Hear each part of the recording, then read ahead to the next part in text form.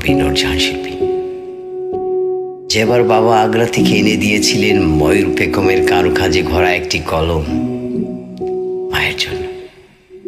আমি তখন কেবল কিশোরী। মা কলমটি হাতে তুলে দিয়ে বলেছিলেন, এটা তোর, যত্ন করে রাখিস মা। সেই মুহূর্তে চন্দনের গন্ধে ভরে উঠেছিল দিন।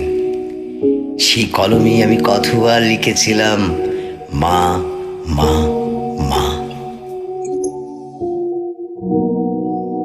তখনই তুমি হয়ে গেলে আমার বর্ণমালার প্রথম শেখা বলি, প্রথম উচ্চারণ, প্রথম প্রার্থনা, প্রথম ভালোবাসা। তুমি হয়ে গেলে আমার রুদ্ধগরের মনের বাতায়ন, যেখানে আলো না ঢুকলেও নির্ভরতা নীরবে বসে থাকে। তুমি আমার নকশি খাতা প্রতিটি সেলাইয়ের মাখা উষ্ণতা, আদর আর অদৃশ্য মমতার সুতোয় বোনা। দিনের শেষে ক্লান্ত শরীর যখন একটুখানি আশ্রয় খোঁজে, তোমার ঠোঁটের এক ফালি হাসি সাদা মেঘের বুক চিরে রুদ্র হয়ে নামে।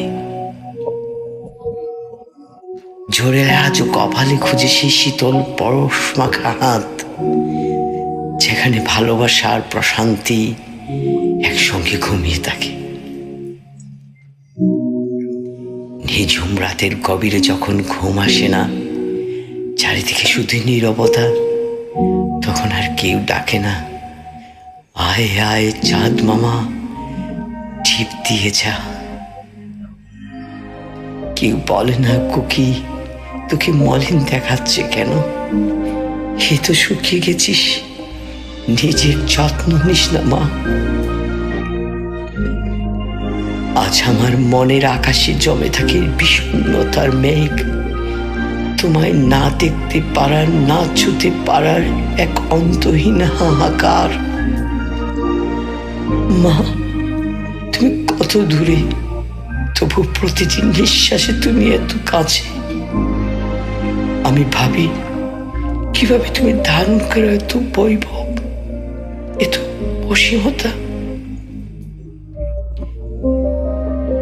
যেদিন একটু শিশু প্রথমবার রং ছিনে বিস্ময়ে ভরে ওঠে, তেমনি তুমি। উষার প্রথম সূর্য, গোধূলির শেষ ছায়া, আমার সমস্ত উচ্চারণের আগে নীরবে জেগে থাকা একটি অনন্ত শব্দ, মা মা মা। অনেক শ্রদ্ধা জানাই সেই মাকে। আবৃত্তি সৈয়দ কাহের।